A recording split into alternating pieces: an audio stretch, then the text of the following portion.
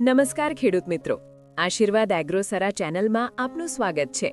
મિત્રો, ઘણીવાર આપણે રાત દિવસ મહેનત કરીએ છીએ, મોંઘા બિયારણ અને ખાતર પણ નાખીએ છીએ, છતાં ધાર્યું ઉત્પાદન મળતું નથી. શું તમે જાણો છો કે ખેતીમાં થતી નાની નાની ભૂલો તમારા આખા પાકને નુકસાન કરી શકે છે?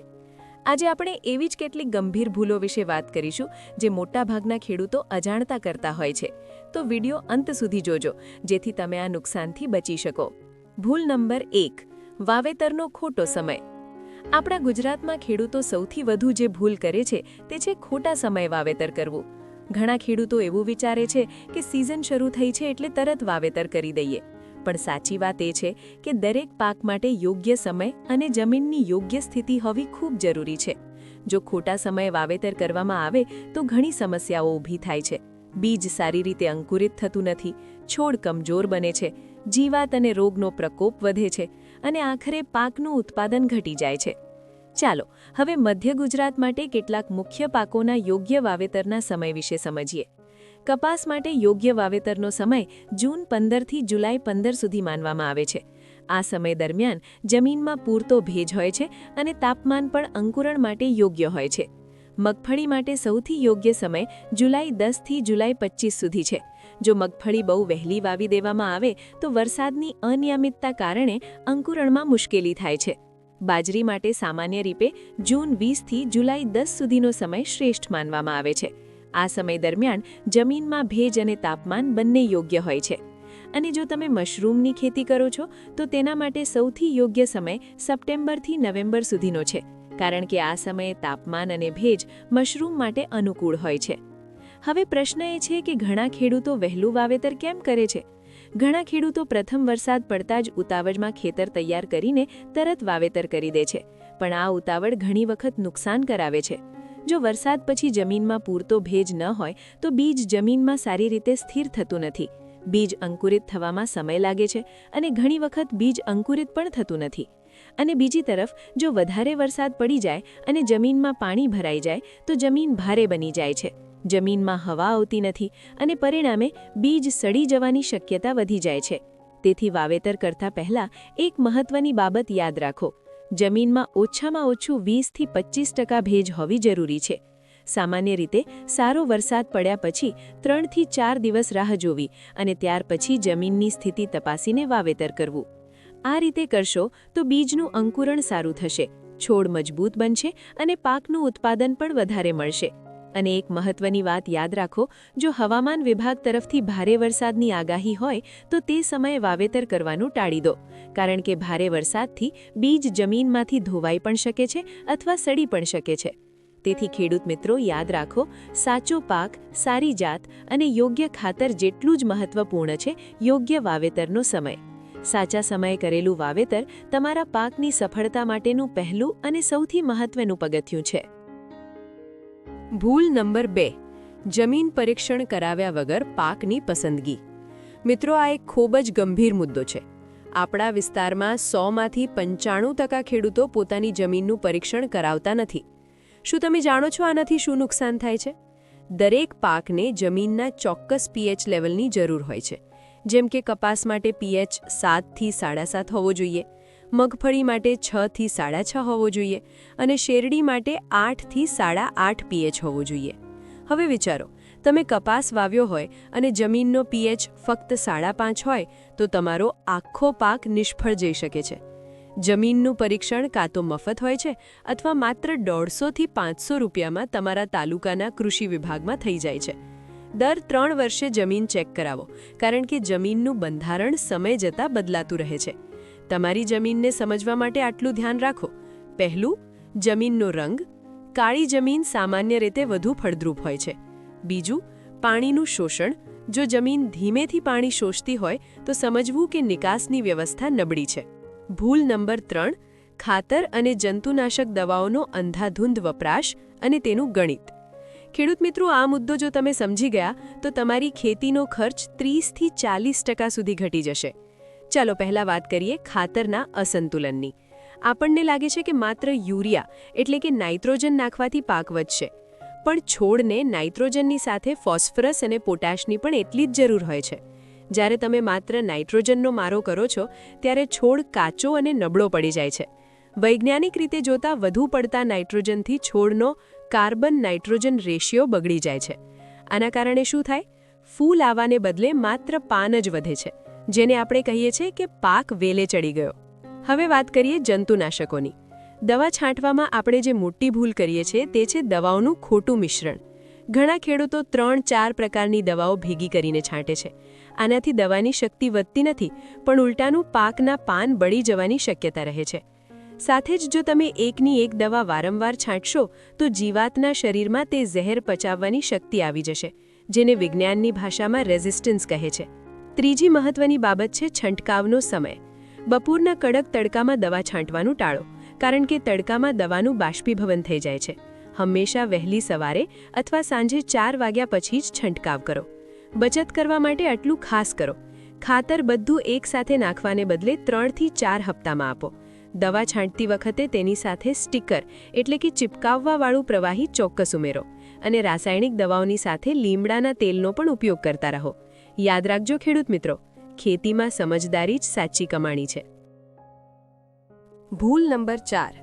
પિયતનું ખોટું પ્રમાણ અને અયોગ્ય સમય.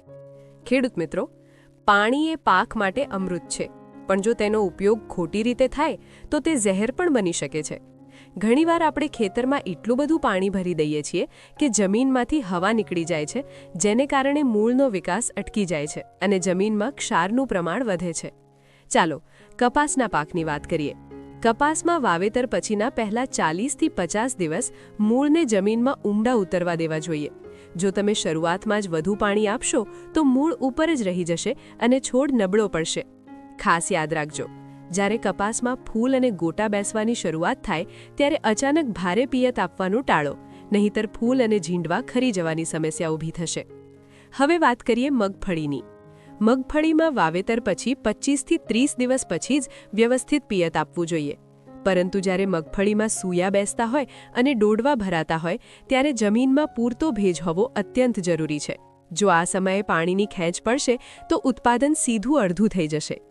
પિયત આપવાની પદ્ધતિ પણ એટલી જ મહત્વની છે. ધોરિયા પિયતને બદલે જો તમે ટપક સિંચાઈ પદ્ધતિ અપનાવો છો તો 40% સુધી પાણીની બચત થાય છે. ટપક પદ્ધતિનો સૌથી મોટો ફાયદો એ છે કે તમે પાણીની સાથે ખાતર પણ આપી શકો છો, જે સીધું છોડના મૂળ સુધી પહોંચે છે. યાદ રાખો ખેડૂત મિત્રો, પાકને પાણીની જરૂર હોય છે, સ્નાન કરાવવાની નહીં. ભૂલ નંબર 5. જીવાત અને રોગના નિયંત્રણમાં કરવામાં આવતો વિલંબ. ખેડૂત મિત્રો, ખેતીમાં કહેવાય છે કે સમય ચૂકી ગયા તો સમજજો પાક ચૂકી ગયા. આપણા ઘણા ખેડૂતો ખેતરમાં જીવાત જોયા પછી પણ આળસ કરે છે કે કાલે દવા છાંટીશું અથવા હજી તો થોડી જ જીવાત છે. પણ યાદ રાખજો, ચૂસિયા પ્રકારની જીવાતો માત્ર 24 કલાકમાં પોતાની સંખ્યા હજારોમાં કરી શકે છે. સૌથી મોટી ભૂલ નિરીક્ષણ કરવાની પદ્ધતિમાં છે. તમારે દર 7 થી 10 દિવસે સવારે 8 થી 10 વાગ્યાની વચ્ચે ખેતરમાં ઉતરીને છોડ તપાસવા જોઈએ. જીવાત હંમેશા પાનની પાછળના ભાગમાં અથવા કુમળી કૂંપળોમાં છુપાયેલી હોય છે. જો તમે 10 છોડ પર પણ જીવાત જુઓ તો સમજી લેજો કે આખા ખેતરમાં આક્રમણ થવાની તૈયારી છે. ચાલો જોઈએ ગુજરાતના મુખ્ય પાકોમાં કઈ જીવાતો ખતરનાક છે. કપાસમાં ગુલાબી ઈયળ જો એકવાર ફૂલમાં ઘૂસી ગઈ તો પછી દુનિયાની કોઈ પણ મોંઘી દવા તેને મારી શકશે નહીં. તેવી જ રીતે મગફળીમાં સફેદ ઘેણ એટલે કે મૂંડા જો મૂળમાં લાગી ગયા તો આખું ખેતર રાતોરાત સૂકવી નાખે છે. ઉપાય તરીકે શું કરવું જોઈએ? પહેલું, જીવાતની શરૂઆતમાં જ લીમડાનું તેલ અથવા જૈવિક દવાઓ વાપરવાનો આગ્રહ રાખો.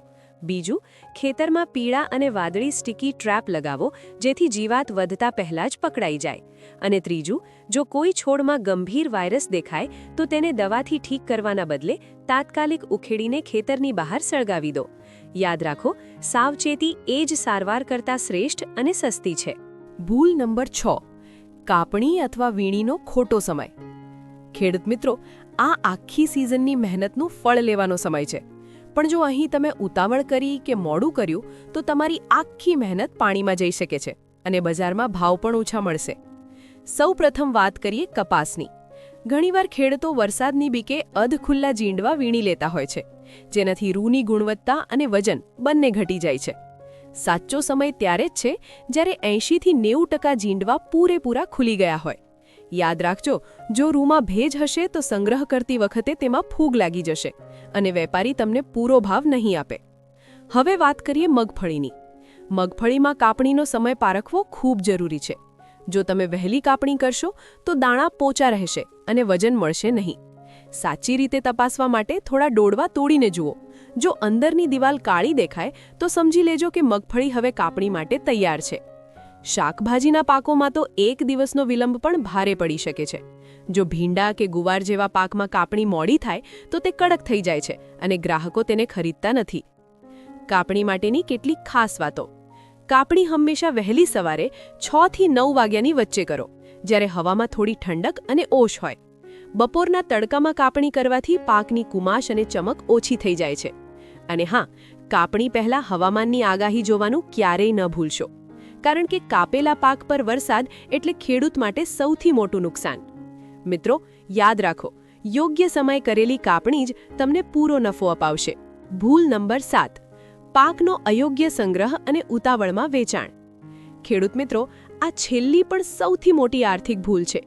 ઘણીવાર આપણે આખી સિઝન મહેનત કરીએ છીએ, પણ પાકને સાચવવામાં અને વેચવામાં ભૂલ કરીએ છીએ, જેને કારણે આપણો નફો ઘટી જાય છે.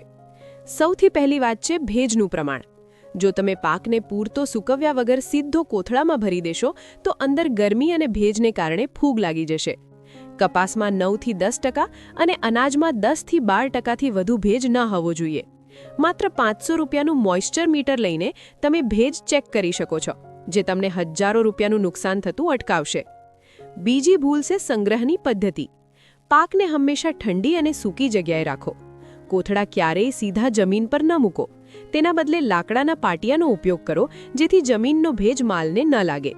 દર 2-3 અઠવાડિયે ગોડાઉનમાં તપાસ કરો કે ક્યાંય ઉંદર કે ધાનેડા તો નથી પડ્યા ને. ત્રીજો અને સૌથી મહત્વનો મુદ્દો છે વેચાણનો. સિઝન શરૂ થાય ત્યારે બધા જ ખેડૂતો એકસાથે માલ લાવે છે, જેથી બજારમાં ભાવ દબાઈ જાય છે. જો તમારી પાસે સગવડ હોય તો માલ થોડો સમય સાચવી રાખો. સામાન્ય રીતે કપાસ માટે ડિસેમ્બર-જાન્યુઆરીમાં અને મગફળી માટે જાન્યુઆરી-ફેબ્રુઆરીમાં ભાવમાં ઉછાળો જોવા મળતો હોય છે. તમારા મોબાઈલમાં mandi.gov.in જેવી વેબસાઇટ પર રોજ ભાવ જુઓ અને જ્યારે ભાવ સારા હોય ત્યારે જ માલ વેચો. યાદ રાખજો ખેડૂત મિત્રો, સાચી રીતે સંગ્રહ કરેલો પાક અને યોગ્ય સમયે કરેલું વેચાણ જ તમારી આખી સિઝનની મહેનતનું સાચું વળતર અપાવશે. સફળતાનો ફોર્મ્યુલા. જો તમે આ 7 ભૂલોથી બચી ગયા તો તમારી સફળતાને કોઈ રોકી શકશે નહીં. આશીર્વાદ એગ્રો સરાનો એક જ મંત્ર છે: સમયસર, યોગ્ય પ્રમાણમાં અને યોગ્ય પદ્ધતિથી કામ કરવું. યાદ રાખો, પાયો મજબૂત હશે તો જ પાક મજબૂત થશે. જમીન અને પાકની પસંદગીથી લઈને યોગ્ય સમયે કાપણી અને સંગ્રહ સુધીની શિસ્ત જ તમને સાચો નફો અપાવશે. આ ફોર્મ્યુલા અપનાવશો તો તમારું ઉત્પાદન 30% સુધી વધશે અને નફો સીધો બમણો થઈ જશે. મિત્રો, આ વિડીયો તમને કેવો લાગ્યો તે કોમેન્ટમાં ચોક્કસ જણાવજો. અમારી ચેનલ પર અમે આવા જ માહિતીપ્રદ વિડીયો લાવતા રહીએ છીએ. જો તમે હજુ સુધી આશીર્વાદ એગ્રો સરા ચેનલને સબસ્ક્રાઇબ નથી કરી તો અત્યારે જ કરી લો અને બેલ આઇકોન દબાવો. આ વિડીયોને વધુમાં વધુ ખેડૂત મિત્રો સાથે શેર કરો, જેથી આપણે સૌ સાથે મળીને ખેતીને નફાકારક બનાવી શકીએ. ફરી મળીશું એક નવા જ્ઞાન સાથે. ત્યાં સુધી જય જવાન, જય કિસાન.